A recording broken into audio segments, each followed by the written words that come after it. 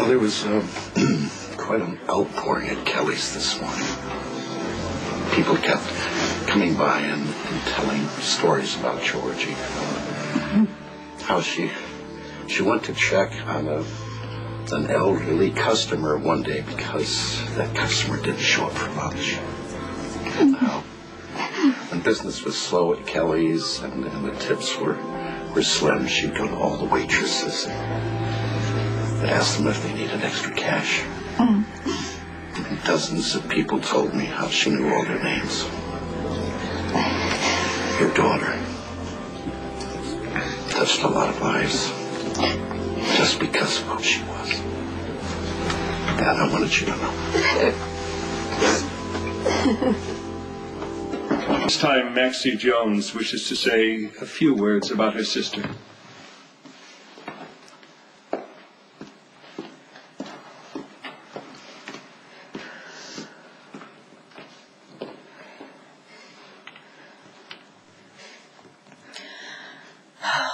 I look at all your faces and I see the story of my sister's life. The people, the incidents that shaped Georgie into the incredible person that she was. My sister was relentlessly positive, annoyingly so at times, or maybe that was just me. On the reason the phrase black sheep was invented, but we all know that. It's just Georgie and I were so different. It was hard for me to believe that I wasn't adopted. But the truth is we both were. By an incredible guy who had no idea what he was signing up for.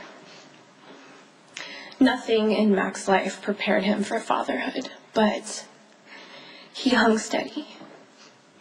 And I'm speaking for Georgie when I say you made her feel special every day. You were so confident in her, it was impossible for her to not feel confident in herself. You were the greatest gift in Georgie's life.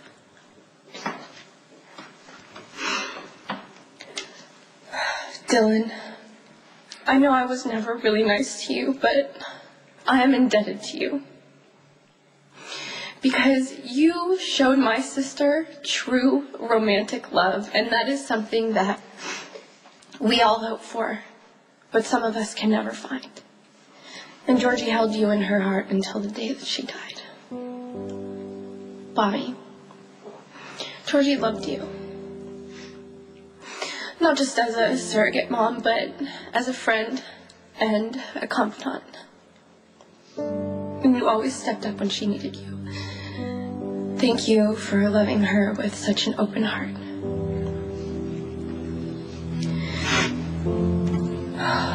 Brahman, you were always the sister that I could never get it together enough to be.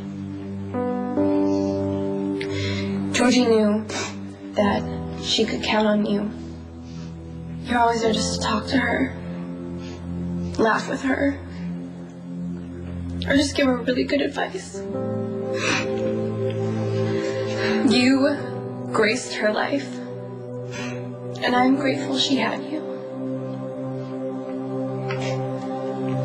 And Spinelli, Georgie had a lot of friends, but you were the best. Once she met you, she never felt alone because she knew you were there for her whenever she needed, day or night. And I know I was never really nice to you either, but I'm really glad that my sister found a friend who understood her. There's one more person that I would like to single out because above anyone else, she deserves special attention. Our mother.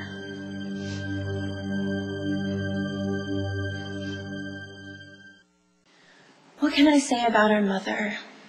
Let me think. Well, not much, I guess, since she dumped us on Mac a few years back and never looked back. My mother is a Florence Nightingale. She ran off to take care of our ailing great-grandmother. There's nothing wrong with that. except it was just an excuse, because the truth is, my mom got bored with her family life a long time before she got on that plane to Texas. Probably started those nights she ran off to play mystery-solving adventure girl. We all knew it wouldn't be long before she wanted to take on that role permanently. She just needed to figure out a way to get rid of her inconvenient children. Maxie, stop. Don't do that. To me, getting dumped wasn't the worst part. It was the way she forced my sister to be okay with the abandonment to make herself feel better. Keep believing she was progressive and unconventional, instead of just a selfish bitch who didn't want anything to do with her own children. Please, Maxie, that's enough. You're not honoring your sister by humiliating her mother. Being abandoned by her mother was a fact of my sister's life, and I think it needs to be addressed. And all of you could tiptoe around my mom and act like it's wonderful that she's here. But where the hell was she when it really mattered? Felicia Jones decided a long time ago she didn't want to be a mom anymore. And you don't get to sail into my sister's funeral pretending that you are one. You have no right to be here. So either you leave, or I will.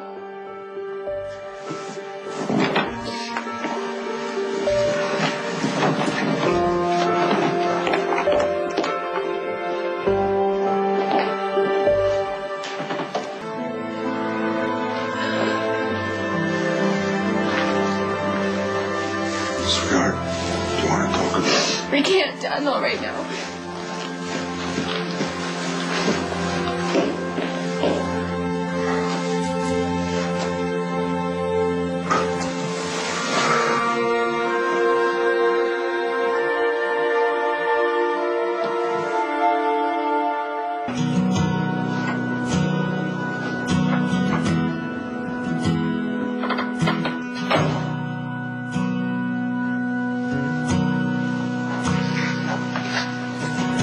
Another question hangs in midair.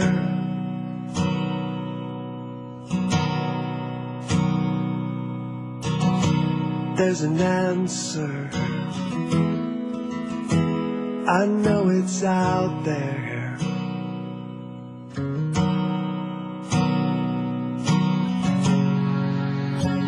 Will anyone be aware when confetti falls on my empty chair? Like a 1-2 punch, a surprise attack, come at dawn. Will they miss me when I'm gone?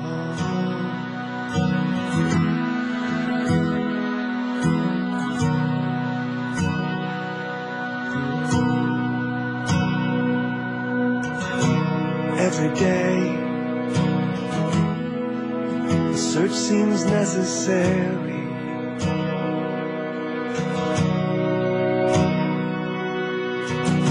The final play, desperate Hail Mary.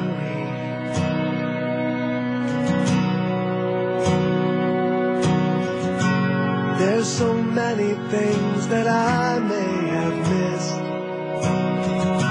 I hope the answer is as simple as this. Will my friends be brave till someone plays my place? I love you, you know. I love you so much. I only want what's best for you. Miss me when I'm gone. I know. I love you too.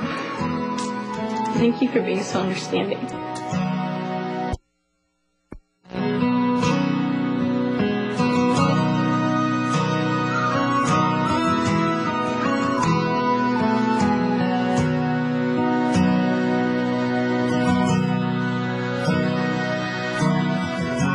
Take a minute from their lives one by one.